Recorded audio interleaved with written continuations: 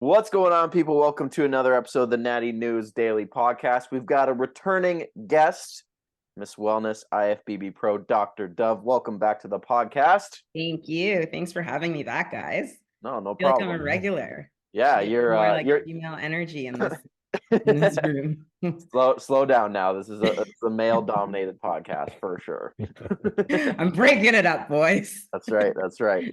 All right. Probably need that. Yeah, we definitely need to branch out to the other demographics of the world, but whatever. Okay, I can come on whenever you want. I love it. Okay, so let's get into this because this is going to be, I think it's going to be a really interesting podcast. I think it's going to be a very eye-opening podcast for people. I think it's going to be maybe a heated podcast for some people, which these are usually the subjects that need to be talked about but aren't often talked about. So why don't you kind of list off why we want to have this conversation? Where did this stem from a couple weeks ago in between the conversation you and I had to now here on the podcast? Yeah, so I think you and I started talking because I posted something following I put up a question sticker, and I had two girls reach out to me. One girl, and both of them just started talking to me about their preps. They're in their off season, and one girl was concerned about her before and after pictures. She'd gained a whole bunch of weight in like a week, and she was asking me, and of course I'm not her coach. She's coaching with somebody really, really well known. And I said, ask your coach. But then she just kept getting into it and the things she's been doing, and she started talking about the drugs she was taking. And I think she was on growth hormone and Primo, which like I had no idea what Primo was. I had to ask my coach. I don't know exactly what that is either. Yeah, like let's just say to start this conversation, I don't know anything about steroids or what people take or how much they take, but yeah, I do know some things about health. yeah. I mean, I am not a doctor. I'm a fake doctor, but I do know Same. enough. And I'm sure, anybody with common sense would know. Yeah. So she is 24 and she's taking those things. And another girl also reached out to me about whether or not she should take steroids because her coach told her that that's what she would need. And I think she was 22. So at 22 years old, to tell a girl that she doesn't have like good genetics to build muscle. Anyways, and there's been other conversations that I've had, athletes reach out to me. I don't know if it's like, maybe I'm like a bit more mature or like because my age and I'm a mom. And so sometimes like I get questions and DMs from girls that are taking things. Yeah. Maybe it's the doctor in front of my name. People ask me sometimes like about health things, and I was like infuriated that night. You were mad. I was so mad. So I was mad because, to be honest with you, it's a trigger for me being a mom and being a mom of a girl, especially. And I know, we'll probably talk about guys and girls, but for me, talking to this like 22-year-old, 24-year-old, like Yeah. I was thinking of my daughter, and I'm thinking like, you're so young. Like, why are you doing this? And the conversation with her was even more infuriating because the brainwashing Yeah. of and what these kids think is they need to do to get ahead. And that's what they are. They're kids. Anyways, and I went on my story the following day and I, with her permission, reposted a bit of our conversation. And I think I wrote up my own little blurb about like just I had to get it off my chest. Get it off your chest. Yeah. I think I sent you my initial blurb, which was a lot more savage. Oh God. He's got the receipts. Note to self. Leroy saves conversations. I wanted to make sure we didn't miss anything good. Keeping them internal. We've got our group message that if anything got out, then we're all doomed. I know, but that's okay. Anyway, so yeah. So I sent you the initial thing that I wrote, and then I read it over and I was like, oh, that's gonna insult some people, and that's gonna insult some people. Sure. And I realized like we can't really have this conversation without insulting people. Yeah. But I think the conversation needs to be had more so because, if I'm going to find my place in this sort of world of bodybuilding, it's going to be to encourage girls, young girls getting into the sport, that you can accomplish a lot naturally Yep. and you don't need to risk your health. And it is really quite stupid to risk your health for this sport. Yeah. Um, Yep. so that's the role model I want to be, and the ambassador to the IFBB that I want to be. Yep. So let's have a conversation. Yeah. Yeah. So I think the first thing that people don't realize with with coaches is that, in some realm or another, we've all been like a guidance for somebody, or a support for somebody, Absolutely. or a coach for somebody.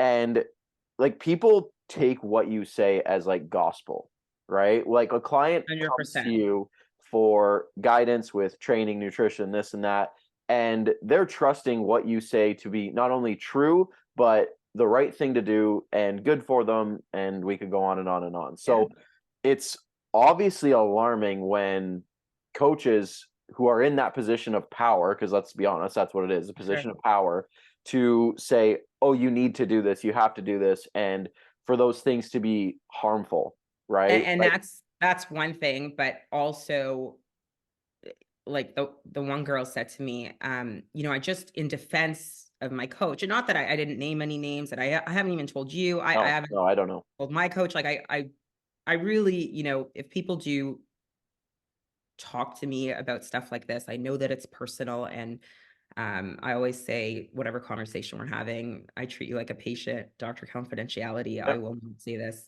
to anyone, but I did tell her we would, speak like without mentioning names. But anyways, she said, in his defense, he gave me a choice. And that also, that makes me angry too, because How did he frame that choice? yeah, how did he frame that choice? But you also have to understand, okay, we're talking about a 22-year-old. So I think I looked it up earlier today. I wrote it down. I made some notes. I Check the wrote it down. notes. So, your brain is still forming. This is from, like a journal of neurology. Your brain is still forming, your prefrontal cortex, which is like going to help you make the right decision until you're 25. So that's one thing to consider. The other thing to consider is, if you're coaching with someone who you look up to, and she mentioned another coach that she had, that she said whatever he said was like the Bible. She took as the Bible because of the way that his athletes look on stage. Yeah. Whatever choice you give them is automatically coming with your blessing. Yeah.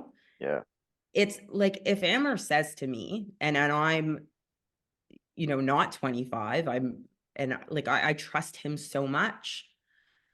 So, even something as simple as he tells me to water load before a show, or he tells me to take creatine, or like, I always do my own research. And a lot of people reply to that story.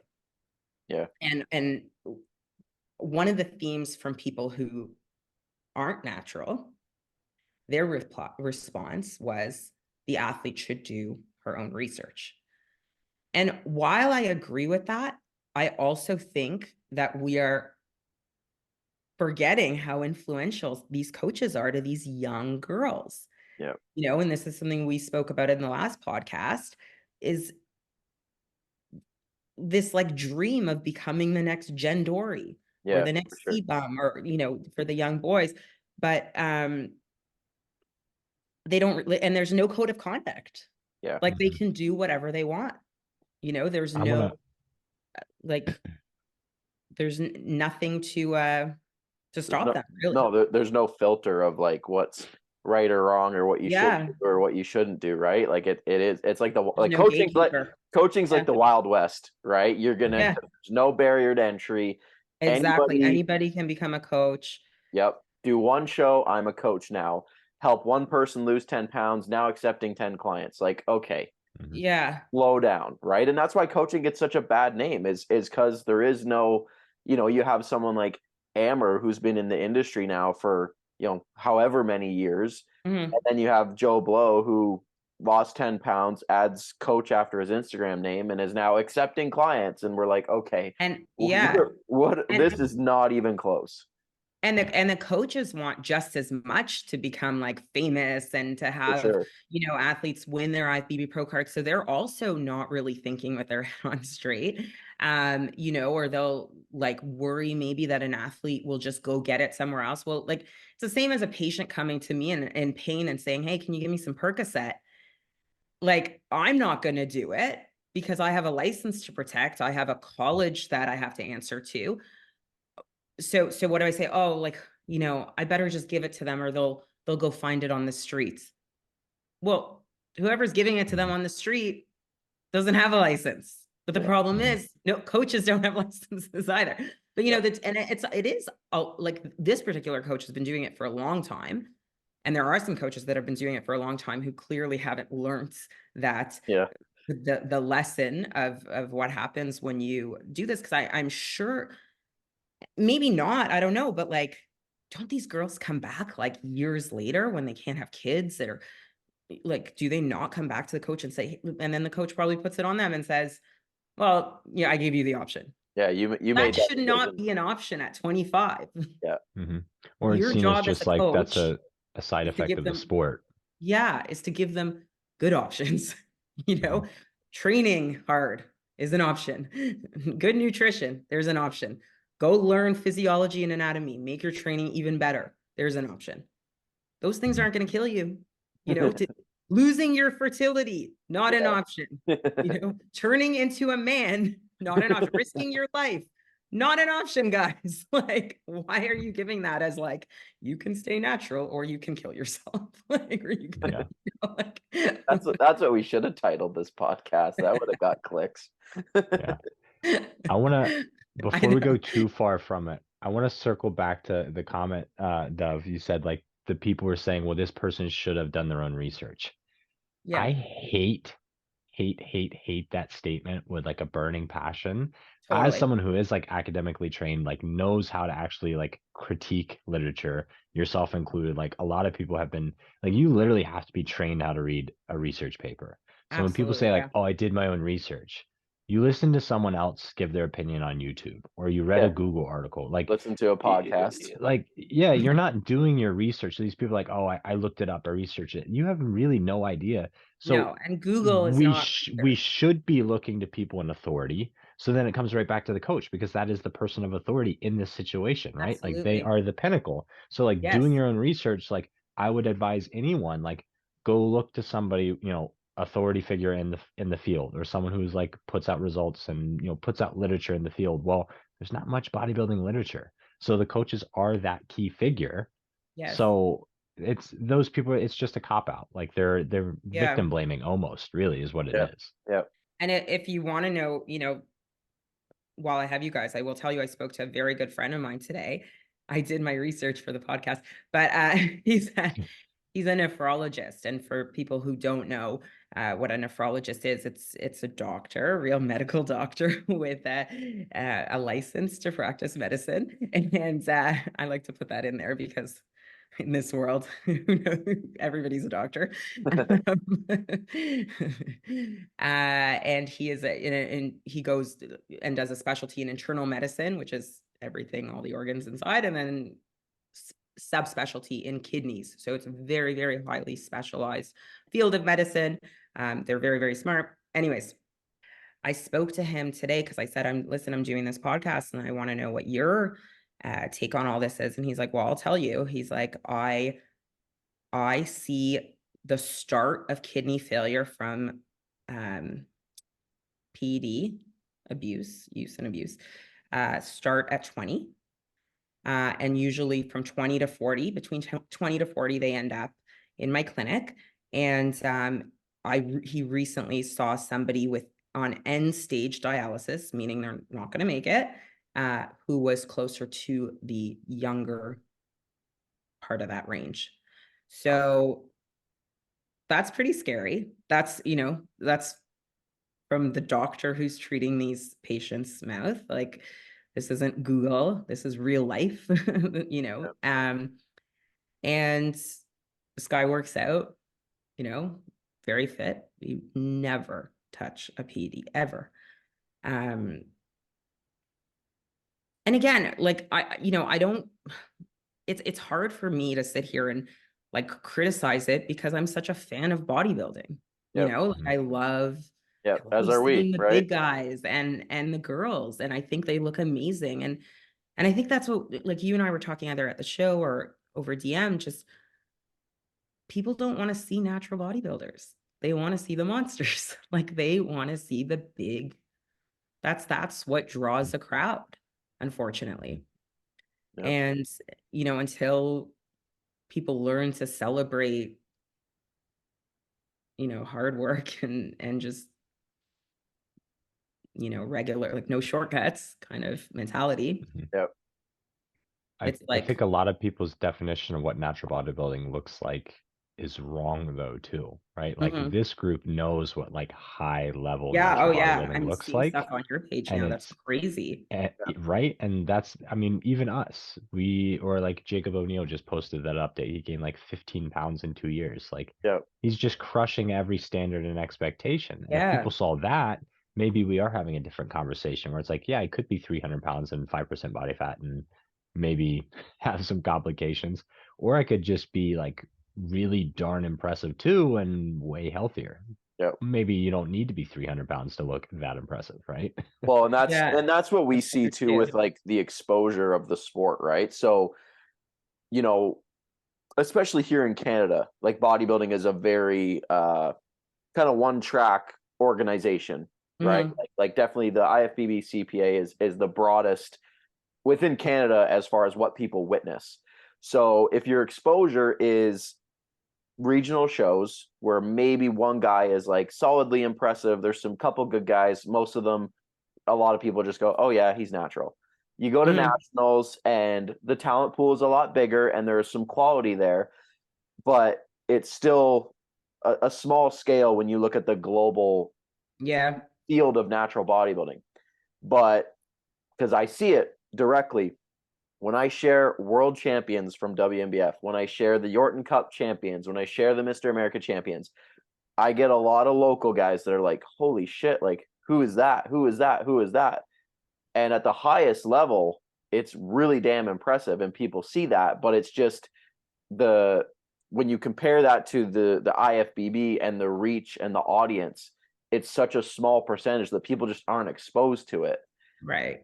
Which I think, our part of our mission is to hopefully remedy that and give people like those views of like, holy shit, like he's not 300 pounds, he's like $185, but that guy is a unit, or that girl is extremely impressive. Like some of the top figure girls, some of the top like women's, like Natalie, women's bodybuilding, like girls are like commenting and going like, oh my God, there's no way she's natural. And we're like, Scouts on her 100%. She hasn't touched anything. And they're like, hopefully people can then maybe, like you said, like see what is actually possible and not just go, well, I've been doing this for 2 years. I need to, fix some stuff or do this or do that, because I know some competitors that never competed naturally, like pros that just, first regional show. Like young. I was talking to somebody else today who's not natural. And I said, like, when did you start? He said 22. And I'm like, that's so young. And he goes, no, it's not. He's like, most guys start at like 17. That's crazy. I've had 2 clients I worked with for a season that were 18 and 19 that both like eventually made that jump. And they're under 20 years old. It's nuts. Like you don't even know. And for what? Like for what? Like let's put this in perspective. You mean that plastic trophy isn't worth your health? What are you talking about? So much shit for this, but guys, like guys out there listening to this, now you guys know. But like, Sportsnet is not covering bodybuilding. Right? Like we are not selling out. You guys are in the States. I don't know what stadium, like I know some stadiums, but like in Canada, we're not selling out Scotiabank Arena, Rogers Center, not selling out. Like we are maybe selling out the conference room of a 3-star hotel. Maybe. Right? Like next week we're going to have like, Morton the mentalist doing like spiritual readings in the same Yeah. room. Yeah. 12 people. Like I'm not putting down the sport. I love bodybuilding. I'm not putting down anyone's hard work. I think it's awesome. And I wish we got, but even Olympia, like you don't see it.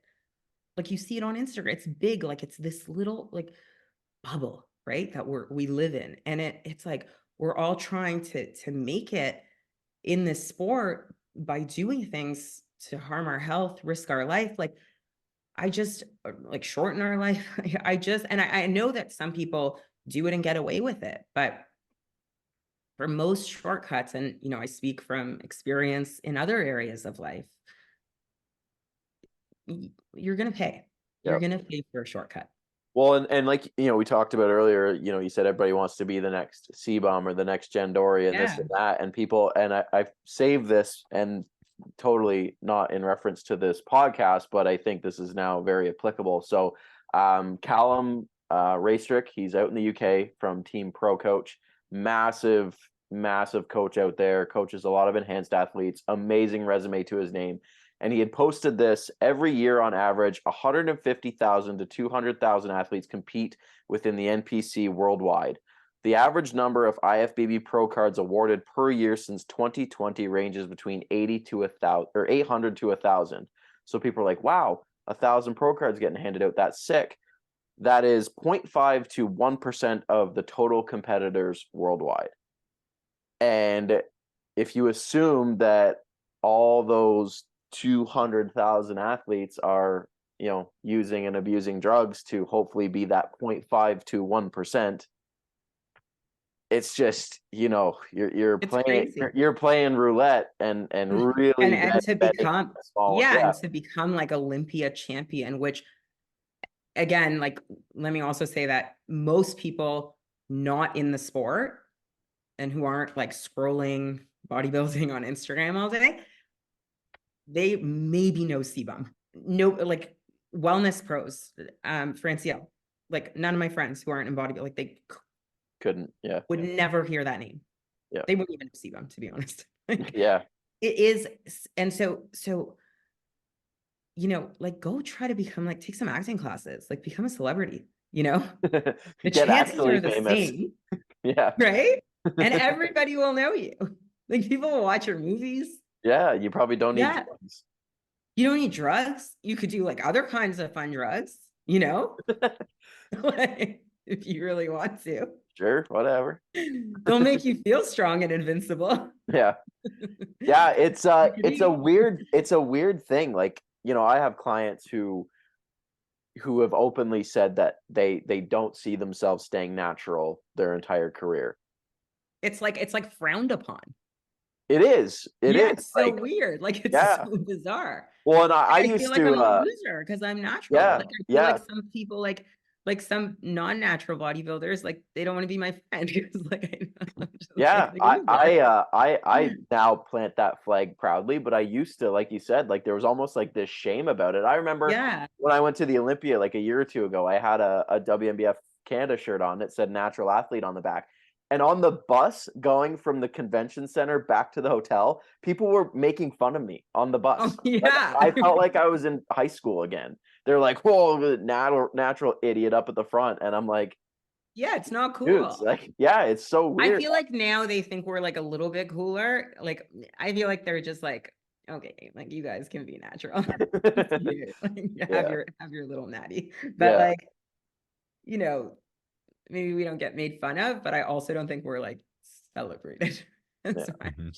We're making natural bodybuilding cool. Don't worry. Yeah, we're trying. This podcast is making natural bodybuilding cool. Damn right. Let's just tell the natural bodybuilders listening that you should be proud of being natural. It's super cool, and that we actually have to do everything by the book. And you should like post about it more and flaunt it. Like it's, people should see natural physiques. Like, when these athletes that you post, sure, you're posting them on a natural page, but if I was scrolling on Instagram and saw one of their pictures, would it say like, "Oh, I'm natural"? Yeah. I posted something today and I said like GMO, non-GMO. I saw that. That's what we should get a shirt made Forget that it. says that. What? We should get Do a that. shirt made that says that. Yeah. I don't know. I mean, Add it to the list, James. it's like not talked about on both sides, you know, like nobody talks about steroid use. Like they're not going out being like, oh, you know, I have taking this many, I don't even know what the units are, cc's of this. Well, You know, like nobody so there talks was about a movement of people doing that, and that was almost criticized too, where it was like now you're making it commonplace and the norm, and it's like open, and some people fought back saying like, no, push it back into like the shadows a little bit because now kids have Like more kids, access to yeah. that information, you know? Yeah. So a Yeah. YouTuber talking about his cycle, now you have a 15-year-old watching that YouTuber idolizing him, saying, well, like that's what he does, Oh, and I I want to be know. famous on YouTube, so that's what I'm gonna do. So it's like you It's can't yeah, win. it's scary. There's And these it's these scary two guys. because there's no rules. Like there's Yep. nobody is getting penalized for this, you know? Mhm. Like we talked about that one girl that had to pull out a Ben Weeder. And rightfully so. Yeah. That was obviously a heated couple days, but maybe for those that don't know, we can quickly touch on that. Yeah. So the Ben Weeders, it's supposed to be a natural IFBB show, a pro show. Mhm, So I competed in it 2 years ago. yeah, so you competed in it. We know a couple people that we've had on the podcast, we've talked to through DM and stuff that have competed in it, and it's an opportunity truly for a natural athlete to go to the Olympia outside of men's and women's bodybuilding, all open classes, classic physique, bikini, wellness. You win that show, you qualify for the Olympia. And unfortunately, the drug testing standards seem to be their kind of biggest kind of hiccup, which is unfortunate because there's athletes like yourself, Dove, who are 100% lifetime 100%, natural right. athletes that realistically have one platform to display your hard work. Yeah, one show, like One one show. pro show. Yeah, and there was an athlete that was intending to enter that show and got called out about past PED use not even that long ago. We're not talking like a decade ago. We're talking very recent. Yeah.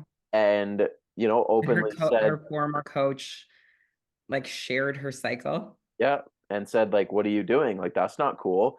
And her response kind of was point blank, like, I can do whatever I want, which speaks to your character. Like, that's not cool. And then the internet got a hold of her, and Goob made a video about it. Yeah, it got goobed. Once you get goobed, it's over. It came over.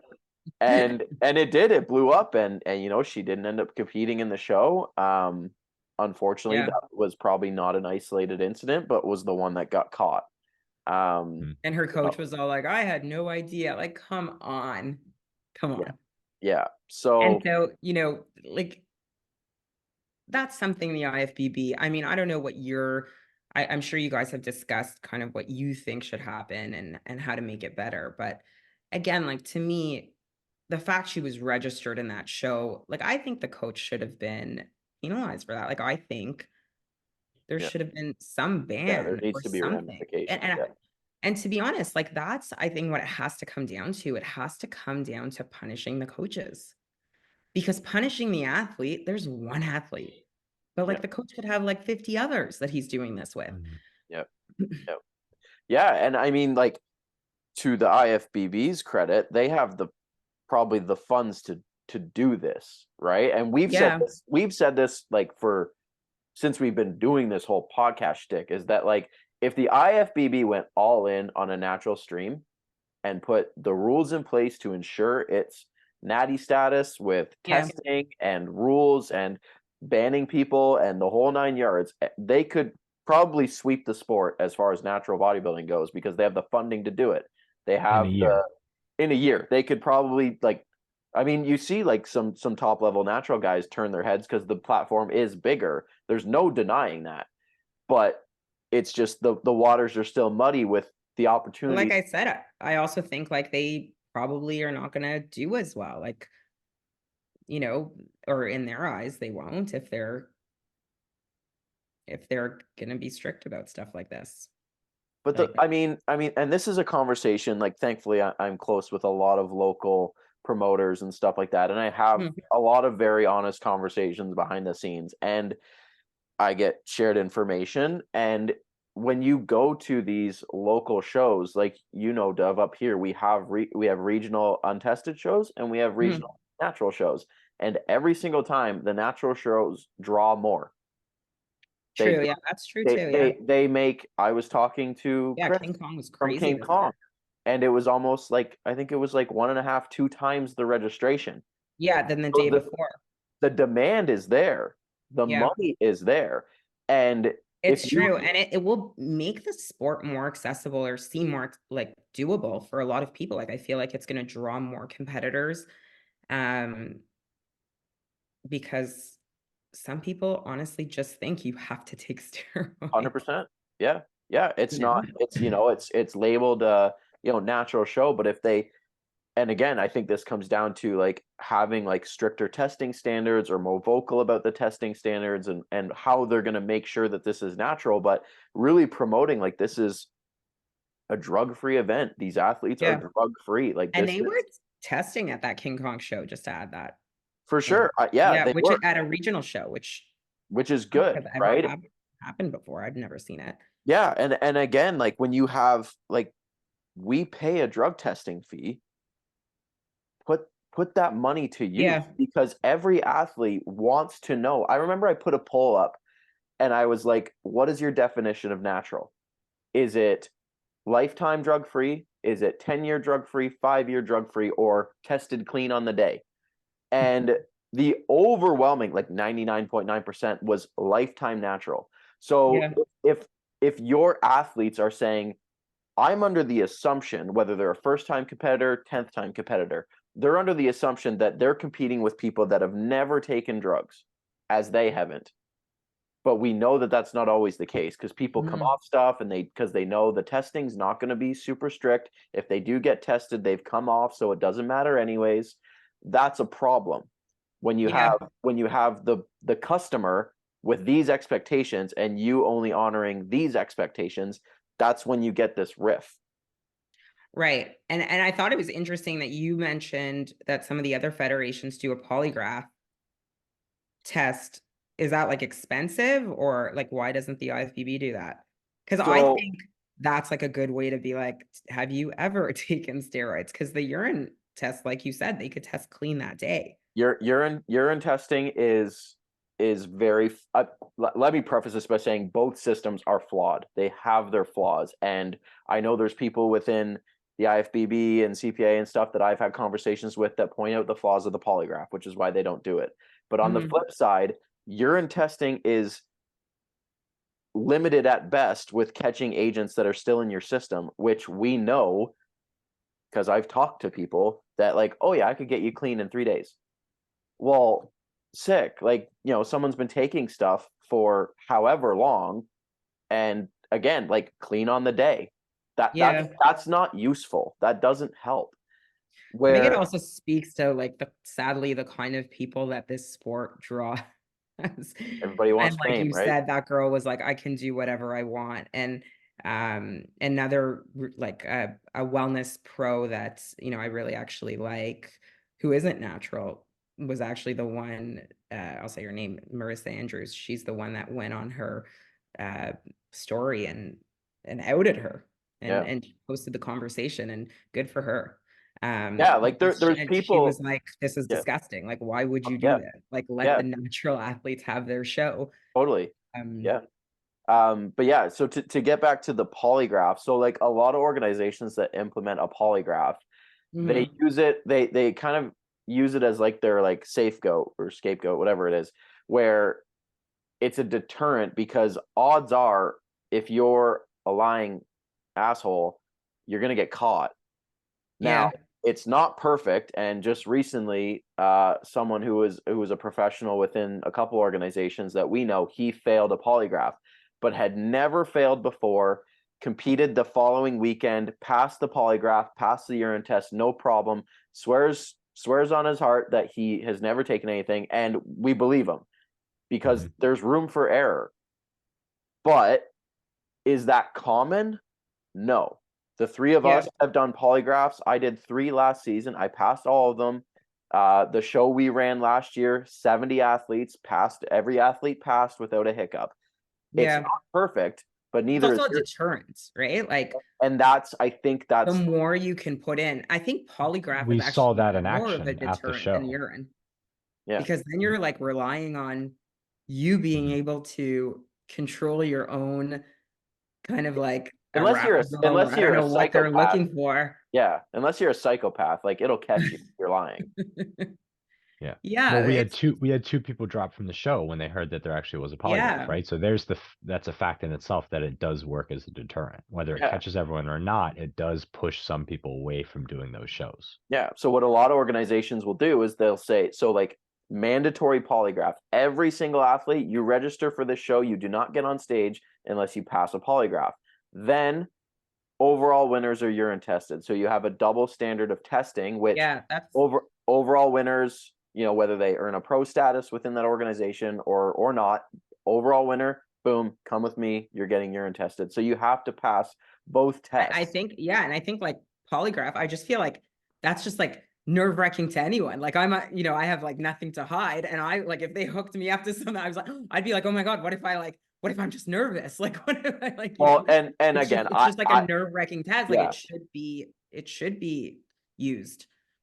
Yeah, and I don't know what they look for and all this kind of stuff. I can only speak from my experiences Yeah. with athletes. Like you're absolutely terrified, and whether they have different ways of looking at actually, because they get you to lie in the test, so they get a baseline. Oh, they get like a yeah. So they baseline. ask you a series of questions, one of them being a lie, so they can see, I assume, different heart rates and that kind of stuff. Then when they ask you, yeah, it's intense. It's absolutely terrifying. But again, I've never had a bad experience with it. None of my athletes have. James, they don't let your coach in there. But like as far as expense goes, the athletes pay for it. So this has always been kind of my sticking point. How much is it? Like how much do you know what it costs? Was it like $50, $60? It's 50, yeah, that's 50 crazy. US. They should totally do that. So this is another thing that I will stand by, is that if you have the majority of athletes saying, I want a show that is lifetime drug-free, as am I. Yeah. What do I need to do to ensure that? Okay, on top of your registration, it's a $50 fee for the polygraph that every athlete must commit to. No athlete's going to turn their head at that. Yeah. Because every athlete, 100, like again, our show last year, 70 athletes, 70 people paid the $50 polygraph free to the polygraph tester that is out from the promoters. And then the promoters pay for the drug testing fee of the. And is that on the day of the show, the polygraph, or no? They go on their own. Night before. It's the week. It depends on the size of the show. Ours was a week leading up to the show. And you have them at the venue. Depends on they usually at the venue, or we had our polygraphers in Toronto the weekend before, because a lot of our athletes for the show that we ran were Toronto area. So he was there for 3 or 4 days and did 10 a day. I think that's what his number worked out to. Then came to the venue Wednesday, Thursday, Friday, and did group of athletes. And then every winner is urine tested, or every overall winner is urine tested. But every athlete has at least had to pass some form of testing before they could compete. And I think that's huge. And yep. I don't know, like the only other way to do it is, because I didn't know about that polygraph thing, and the urine test always seemed so stupid to me because so many people cheat on it and for sure cycle off stuff. Or like I agree with you. I think natural means lifetime natural, because I think that a lot of muscle that you can put on, I don't know. I don't think it's like this for everybody, but I think some people, they put on muscle using PEDs and they can maintain it being off, right? Like, is saying that? Like, no, I mean, if you go away, right? As long as you're training and stimulating the muscle, it's probably going to stay. At least some degree of it, right? Like if I hopped on and went up to like 230 pounds and then come off, even if I come back down to like 195, like I've still probably gained like even if I gained like 10 pounds of muscle. It's something. Like it's a vast, like greater degree than I would ever do naturally in probably triple the period of time. Exactly. So the only other thing that like I could think of is if you somehow, you know, had like a different, you know, we have like the membership cards, like if having like a natural type of like membership with the CPA. And if you're, you know, in that group and you want to do natural shows, like you have to have testing kind of like in season. And, you know, it's like a surprise. Yeah. You have to be tested in the next week. That is and something some of the submitted. federations do as well. They do off-season testing of random athletes. For They'll some of pull their people pros. from Like, exactly, shows. totally Yeah. random. You don't know who's going to get it. And Mhm. it just like forces you to stay. Yeah. By the books. And the argument against, you know, why that's not effective in the natural realms is just finances. But we know the IFBB has money. They have money. So if they wanted to, it wouldn't be a factor. Yeah. It's just, I don't care. You know, and it's a weird world, this bodybuilding world. It's It is. very different Yeah. than any other sport. Yeah. And We rack our brain all the time trying to figure out how to solve this problem every single day. And but it's been like this since like the forever, dawn of like, since, bodybuilding. like, the start of bodybuilding. So again, you know, it's kind of like a weird stance to take. Like, I love seeing the natural athletes. Some of them are so impressive. But I also enjoy the, you know, like watching Olympia. Yeah. And, you know, even though I'm like, oh, I would never do that. You know, Yeah. like, I'd never go there, but, or, you know, want to be married to somebody who's doing stuff like that. But Yeah. they're kind of fun to watch. Like, it's crazy. You know, Mhm. it's like a freak show. Like, Yeah, for sure. who can have rear delts that big? They're as big as my head. Dan could. Dan definitely could. Oh, Dan yeah. could. Yeah. Yeah. All right, give me some tips. Oh, he's Yeah. got them. Good He's got the tips. So before we close this out, Dove, do you have any words of wisdom? Because you know there's probably another girl who's 19, 20, 21. Maybe she's getting her feet wet in the sport. Maybe she's looking at hiring a coach. Maybe she's looking at competing in 2024. And she's not sure. What do you tell her? I would say I've lived a big life before bodybuilding. I have a career. I have children. There's so much more.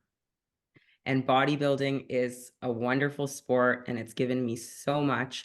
I love it. I want to continue doing it, but it is absolutely not worth risking your health. Absolutely not, especially as a female, because at 22, you know, you're not thinking about having kids. Maybe you are, but maybe, you know, not in the near future. And you think maybe you can get away with it for a few years, but you don't know how your body's going to react. You are putting a substance in your body that's changing your homeostasis, and you don't know that you'll recover from that. And the decisions you make today are going to be the decisions you're going to have to pay for down the road. And something like losing your fertility, losing your, you know, womanness, Yeah, for sure. you know, female characteristics, damaging your organs, your health, those things, can't take them back. And those are the things that you will regret for the rest of your life. And and you know, having done all those things, the career, the kids, the pro card, I will promise you the pro card is not at the top of the list of things that make me the most happy. I'm very proud. I'm happy that I did it. I'm happy that I did it naturally. And the other thing is, there is, like, this podcast is called, there's so much you can accomplish naturally. Muscle building is an adaptation. It's not, you're not genetically gifted to, you know, be able to put on muscle. You train hard, diet, you'll put on muscle. So give yourself some time and learn if you really, really love the sport. And, you know, this is for sure what you want to do. I would say, like, do it naturally for at least 3 years, 3 to 5 years. Before you even consider anything. And if you are going to consider something, because for whatever reason you can't stop thinking about it, find a really good coach, and find a coach that really cares about your health. And that's been around for a long time, you know? Get the guidance.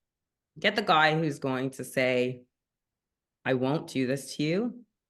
Go coach with that guy. Yep. Yep. That's Amber.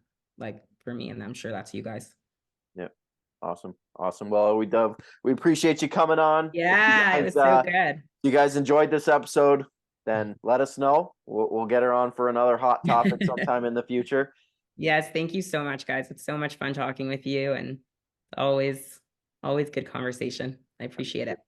Thanks you guys for watching. We appreciate it. We appreciate the support through Natty News Daily. We'll see you guys in the next one.